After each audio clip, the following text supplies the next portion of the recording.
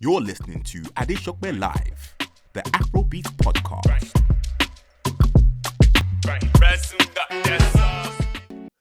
Welcome, ladies and gentlemen, boys and girls, to another edition of Audiomack Live, the official Afrobeats podcast, where I break in all the hottest stories across the culture in the studio with a celebrity guest in the studio with me, somebody that I'll be chatting to a little bit closer. If you know, this is where we do it every single week. Make sure you subscribe, like, share, comment. We appreciate it as always. We're live at the Afromedia Studios here in London. And of course, we've got our partners, Shoobs.com, where you can go and get, tickets to all the hottest events, concerts, parties, bottomless brunches. If you want to have a lovely night out with the ladies or the guys, all you need to do is just go on Shoobs.com, check out the tickets, buy yours. And if you're a promoter, you can also load your tickets on there for people to visit your parties and enjoy it. Shoobs is the place to go. So make sure you get Shoobs in now. Before I have a chat with the lovely S3FA all the way from Ghana. How you doing? I love your outfit, by the way. Thank you so much. I had this outfit when I was coming, and I told CC, my strategist, that please tell me when he calls, because this is what I want to wear. Come on! I mean, I've been preparing for you for so long. Nah, man. It's like a dream come true. Thank you so much. Thank you for coming. We'll talk a little bit deeper about seeing you on stage perform at Ghana Party in the Park. I'm a big fan of that. But before we do that, I would have to look at some of the headlines this week. We're going to go straight to Nigeria, where Nigerian superstar singer Tiwa Savage announced the loss of her father on social media just a few weeks after losing her close friend Obama. The singer shared an image of her late father, with a personal message to him. She later shared a video of her returning to her late dad's house with a caption that goes something like this: "I'm home now, Dad, and I miss you." To which social media trolls took as an opening to troll the singer with claims her late dad's house wasn't what they expected it to be. I personally believe social media trolls should calm down and focus on the important things, especially as this is clearly a tough period for the star singer. Condolences to Tiwa Savage and family. For superstar like Tiwa Savage, losing a parent and a close friend that close to each other, that's a difficult one, isn't it? Yeah. Now, over to the USA, where Ghanaian comedian Michael Blackson stunned the world and his fiancée by proposing to his girlfriend live on air during the Breakfast Club interview. Now, the popular comedian and his lady had been together for over 2 years and had separated a few times in that time due to his love for side chicks. Well, according to him, he is forging ahead with a relationship with her after reaching a compromise, allowing him to one side chick a month instead of the multiple he had in the past. When his girl and the Breakfast Club crew were just as shocked about his proposal, which saw him pull out a ring from his backpack and go down on one knee. Congratulations to the pair, who are currently in Ghana. Friends of yours, isn't it? Yes, they are. And I always say that I wish people saw them personally, like in real life. Radar and Michael complement each other so much. Like, it's so easy for them to just bounce with each other. So I'm happy for them. I'm so happy. And what about the fact that he said, he will now be sticking to one side chick a month instead of them? We all know, but then Radar understands, so it's cool. Now, back to Ghana, where news of a surprise wedding by superstar actress and one of my favorite actresses of all time, Yvonne Nelson, shocked social media. According to a blogger, Yemi Baba, the stunning mother of one had tied a knot with her Italian boyfriend a few weeks ago in a secret ceremony. However, after that hit the net and made headlines, Yvonne Nelson's lawyers team, by the way of her lawyers anyway, contacted the blogger to withdraw the story as it was false. They said there was no truth to the story and bloggers should take the news down.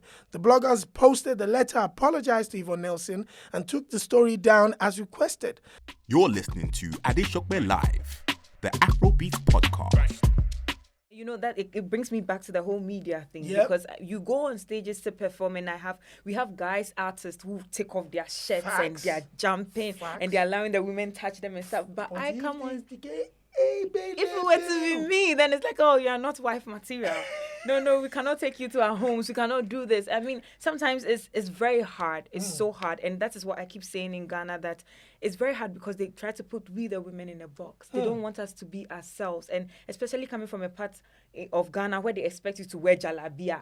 Yeah, because you have you're from the north as well, isn't it? Exactly. Wow. They expect you to wear jalabia. So now if I do a song and I'm wearing something that is something like this, like, oh, you're showing too much skin, don't do that. And it's like, you are literally taking my voice away from me. You're taking the creativity away from me, because then I'm not being me. I'm just following what you want me to do. So hopefully they do something about it, because it's crazy. Talk to me about tell me your story.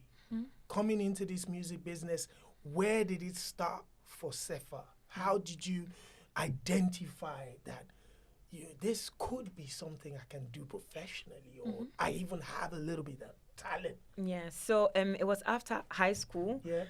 When I came out of high school in Ghana, they have a period where you stay at home before you go to the university. Yeah. So I was at home and I was like, I'm not doing anything at home. Maybe I should just go for auditions or something, try and do something. So I went for an audition and I wasn't picked. So I came back home. I went there since morning. Yeah, those things are. Since morning. I didn't eat. I left my parents at home and I rushed there and I wasn't picked. So I came back home after they made me sing like thrice.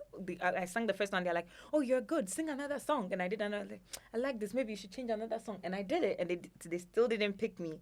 So I came back home and I was crying. I went to my room, I was crying. My mom came into the room and she's like, why are you crying? And I said, oh, I went for an audition and I wasn't picked. And she's like, okay, just listen to me, because some people have to go through auditions in order to make it. Some people too have to strive to make it. So because you didn't make it in the audition does not mean that you are not going to make it in life. That's Maybe amazing. you just have to go the other way to make it work. Work hard, make sure people notice you. So that is when I started going to studios, singing on the streets, going to clubs to sing, going to pubs to sing. Did you like ever? that. Were you ever singing at home, or how did you even clock up the courage to say, let me go and try this audition? I believe I've got enough talent to showcase myself. So the funny thing is that I never sang at home because I'm a very quiet person. I keep to myself. So music was my only escape. So the only time you hear me singing is if I'm in my room alone or in the bathroom. Wow. That's how a lot of us sing in the bathroom. But it's not. We can't go and compete. That was the only time I was singing. So there was this time my mom used to tell me, even when I was little, my mom used to tell me, oh, go and sing in church. I want people to hear you sing. Go and sing in church. And I was like, no, I don't want to sing. I'm scared. And she's like, no, you have to do it, because this is what you want to do. I know this is what you love to do. Wow. It's just that you are shy. So my mom has been my support since day one. She made me realize you can actually do this. Because my dad, he was more into school. He's like, oh, you are going to school. You are good in your grades. Why won't you just do a 9-to-5 job, get like a degree and stuff like that? And I was like, I'm going to get it, but music is my passion. So he wasn't really on board from the beginning. So it was my mom from the beginning. What do you want to do? Do you want to go here to go and sing? Okay, I'm going to give you money. Wow. Then you go and come back. So it was my mom. She actually made me realize that I had a voice. Wow. I never knew I had it until it got really big. And I'm like, okay, this is happening. And it's all because of my mom. Talk to me about your mom, because that is a unique quality amongst parents back home to spot a passion in their child and to support that quietly, even though daddy is not really into it, but to give you that support. How come she is like that? Is it because of how she grew up? What about her? I think my mom grew up in a very strict family. Her dad was very strict, and her mom too. Like, she always told me she wanted to be a dancer. Wow. And they didn't allow her because they were so strict. Don't go here, don't do that, don't do that. And up to now, she regrets it because she's like, this is something I always loved to do, but I never got the opportunity to do it. So you being like my daughter who has a passion for something else apart from maybe school or 9-to-5, you like to sing, I think I need to support you. That's and amazing. even with my prayers and my last peswa, I'm going to support you. So my mom actually helped me talk to my dad. Wow. To sign my contract, and I mean, she's such a great woman. She needs an award, Mom. Yes. Trust me. That is incredible stuff. Yes. Now talk to me about, growing up. Who are the musical influences? What kind of music do you listen to? I saw something where you said you know, you like everything from high life to Afrobeats to pop to this. Yeah. But what were the musical influences? We're going to talk about the song I heard a couple of minutes ago, because you were doing something completely different with your vocals. Yeah. So let me know who inspired the young S3FA. Okay, so when I was growing up, my house, we always listened to Whitney Houston, Celine Dion, the Kojo entries, the Efies, the Beckers. That's what we used to listen to at home. So it was more of like slow songs, and they were just giving us vocals.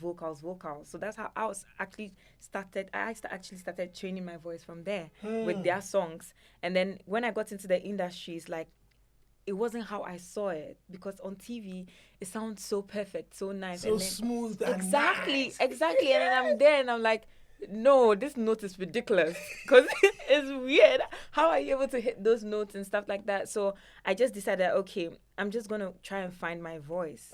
But for now, I'm gonna do what I know how to do best. That is just to sing and do what I can do. So I just started doing high life and the R&B, because when I was singing in the pubs and the clubs, I used to sing other people's songs. I used to sing the Efies, the Beckers, all of them, the Ghanaian musicians. I used to sing their songs until I found my own voice. And it's like, okay, let's try and do something. Let's do something more danceable, something that people could actually listen to and start dancing to and stuff like that. But I think I'm still learning what my talents are. Absolutely, and I think that's a perfect place to start. I think identifying, you know, that you're trying out different things.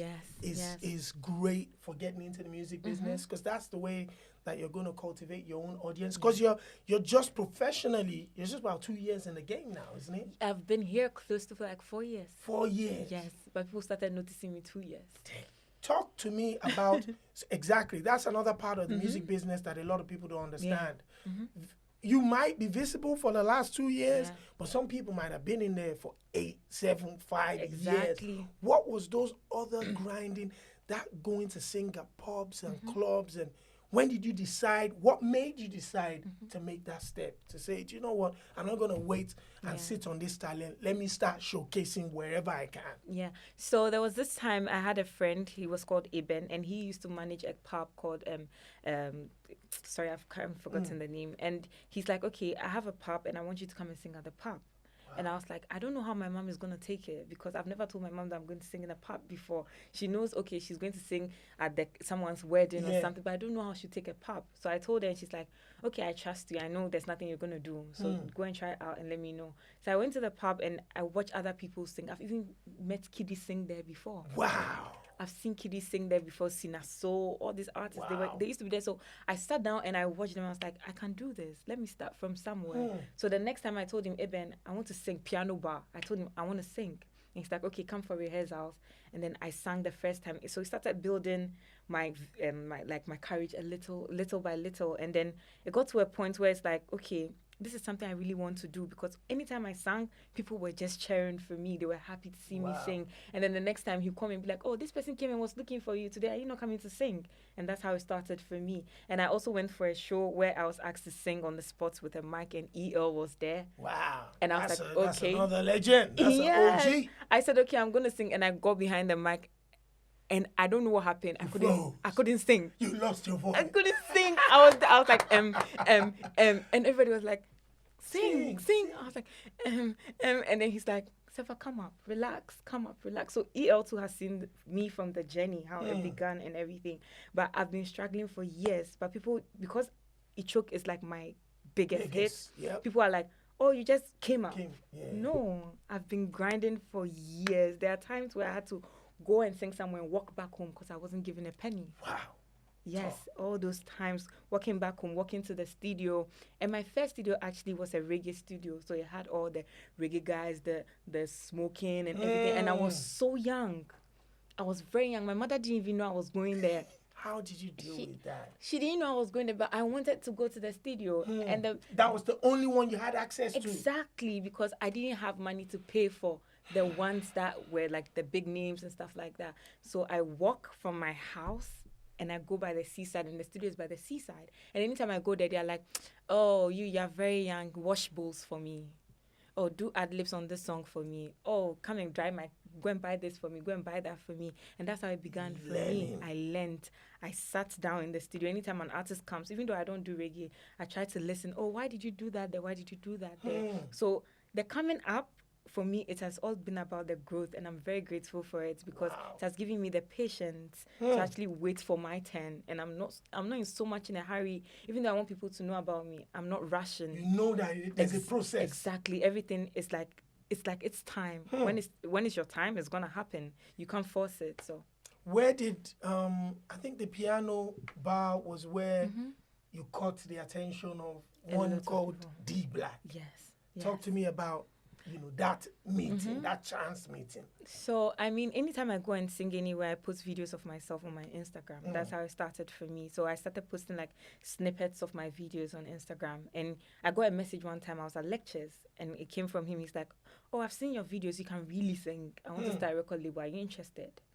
So I showed it to my friend. I was like, are you sure this is D Black's account? Because I don't want any wahala. And then she's like, S3FA, of course, it's verified. I was like, no, I don't like to be played with like that. Because I never knew what it would happen because I wasn't following him. He wasn't following me. I didn't even text him any point in time that please sign me or nothing like that. I was just there, just doing my music and posting online. So I went to the studio and I met Breezy. I met other artists. I was like, wow. This is happening. What I said, God is really big time. Yes, God is really doing it for me little by little, and I'm gonna get there. Wow. Yeah. Now, I know he's super excited. You're working on the label, like you said. You've dropped music over the last couple of years consistently, and then all of a sudden, it choke happened for me. First of all, where did you get that phrase from? Tell me it's from Nigeria. Davido, from Davido. I'm thinking to myself like, he choke. Yeah. Did David sleep on this phrase? Because this phrase is flying in Ghana. Yes, it is. Why? It is. What made you, of all people? You remember, Davido's got friends like Stone Boy and this and that, and so many musicians, not even alone in Ghana, but in Nigeria, that had access to that phrase. Exactly. But decided not to do anything with it. That's why I said it's God. Because I sat down one time and I was like, why are everybody's saying Ichoke? And me as an artist, I don't want to just sit down and shout Ichoke. I want to use it. I want to use it for my creative purpose. I want to use it for a song so that others can get to sing it too, rather than just sitting there and just shouting Ichoke. So I called Mr. Drew and I was like, I have a beat that I think you will love.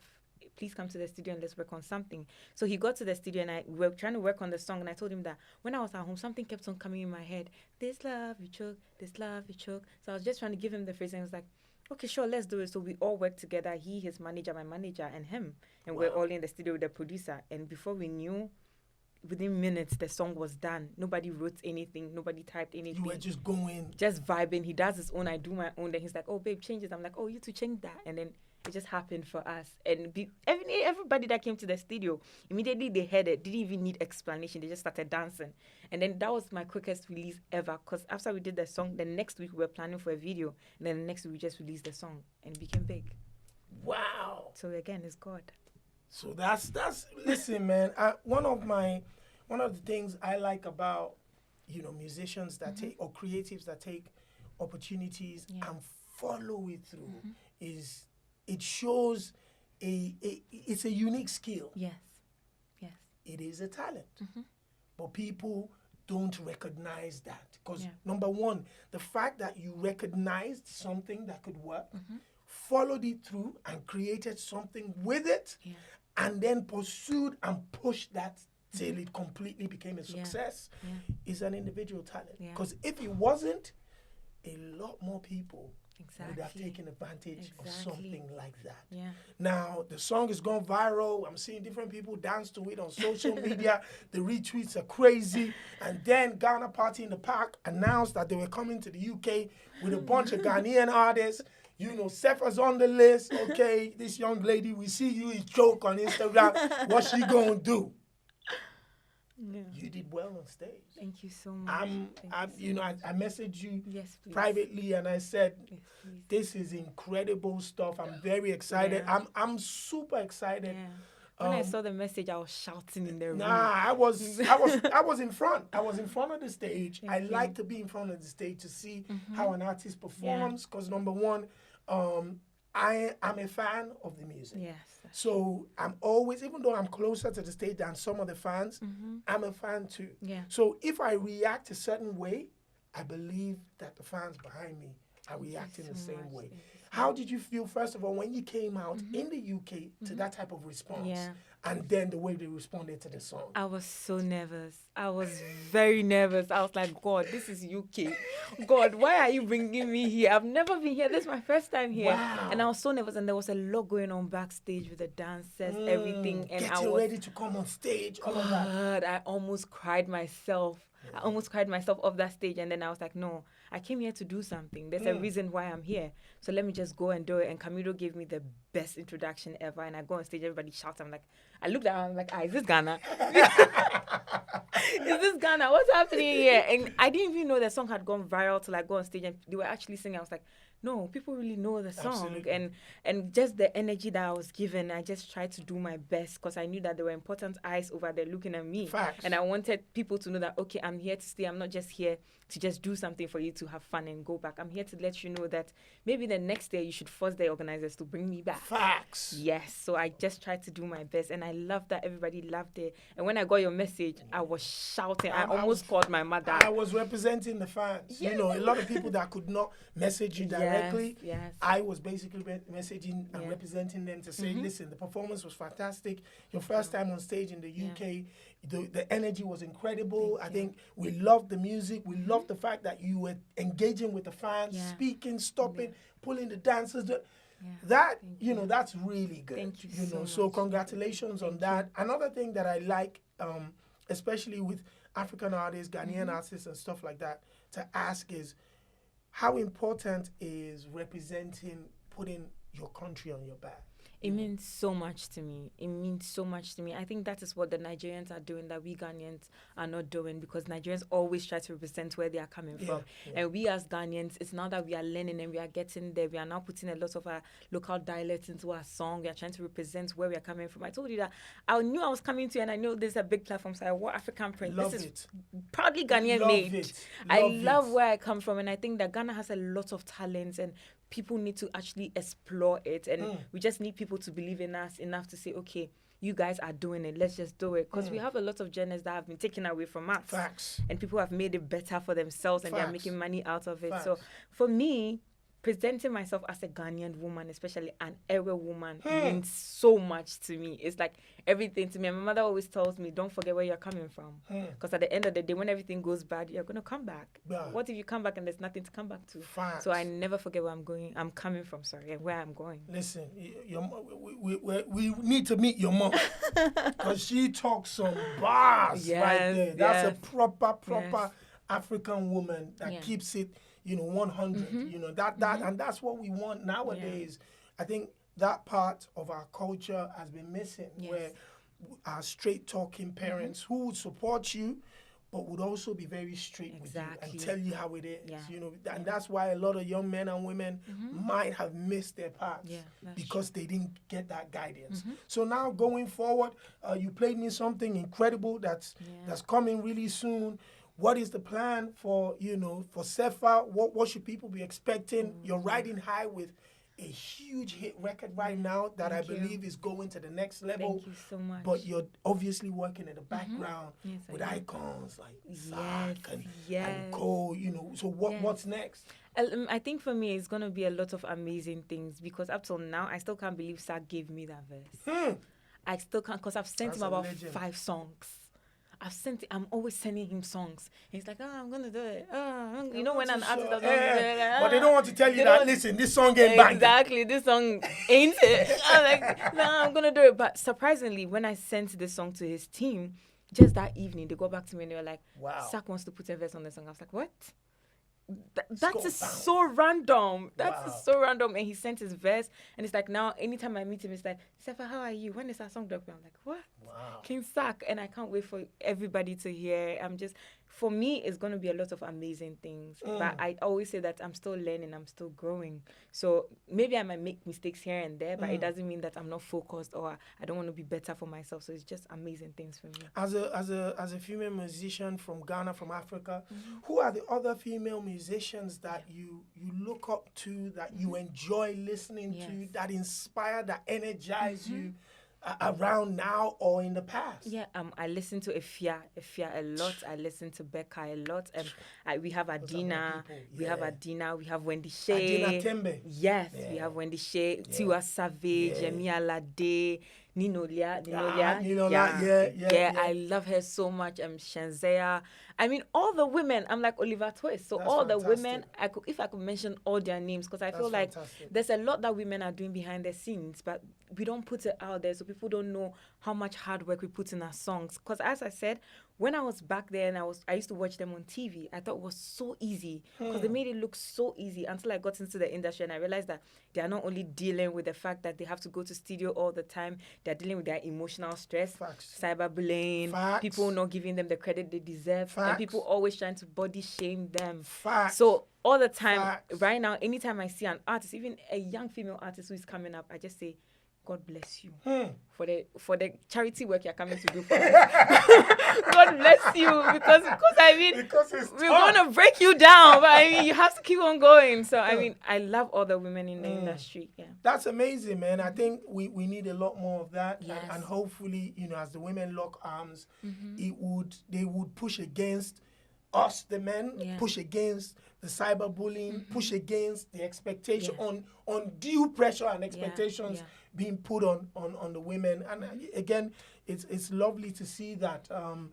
Finally, I wanted you to talk about, your people. You're an Ewe woman.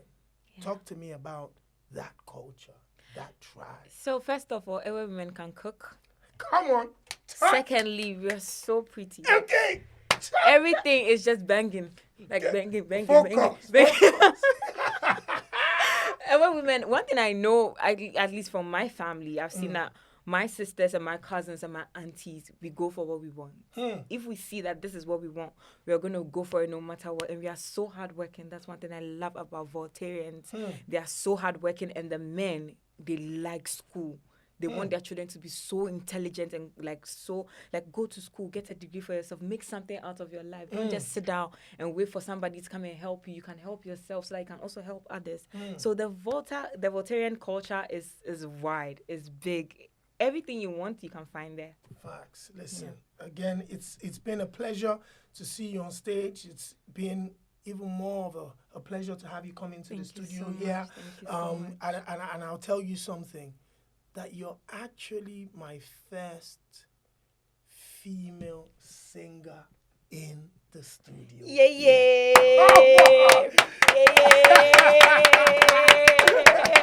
I wish I could dance for you. Listen, with all the female superstar singers that I know, from Becca to Yemi to Tiwa to Efia to S3FA, actually is the first one in the Afrobeats studio. Yes, I made it, mama. Yeah. So listen, that's special to me. It means so much. Special to us in the team as well. So really appreciate it. Like I said, from the minute we've met, I've been a bigger fan, and the support, I can guarantee you that the support will be continuous from here going forward. Thank you so much. I'm going to cry. No, I don't want to ruin my makeup. Want you to mess up that makeup. Guys, please, don't mind him. Look at me, guys. I've always dreamed to be here, guys. I've always wished to be here because this man is so huge, very big. He puts all of us on, and I've always dreamed and prayed to be here. Today being here is a great honor just for him to tell me, I've seen you perform and I'm going to push you. Please never give up on your dreams because it's going to happen. Absolutely. Please. And D Black will have a gun to my head if I don't support you. Yeah. Too. Yeah. So, ladies and gentlemen, once again on the Afrobeats Podcast, please give it up for the incredible S3FA. Yay! So what are your socials so people can follow you? Okay, please. So on all my social media handles is S3FA_GH, S3FA_GH on all social media platforms. Yes, please. Again, and for us, it's the Afrobeats Podcast. Of course, on Instagram, Facebook, whatever, just follow us. Keep it locked. Make sure you share, subscribe, like, comment. We appreciate you. Shout outs to the Afromedia Studios. Of course, lmstudioshoobs.com. Until next time, it is same place, same time. And from us, it's peace. Anna! Ichoko! That was a good. Expecting even my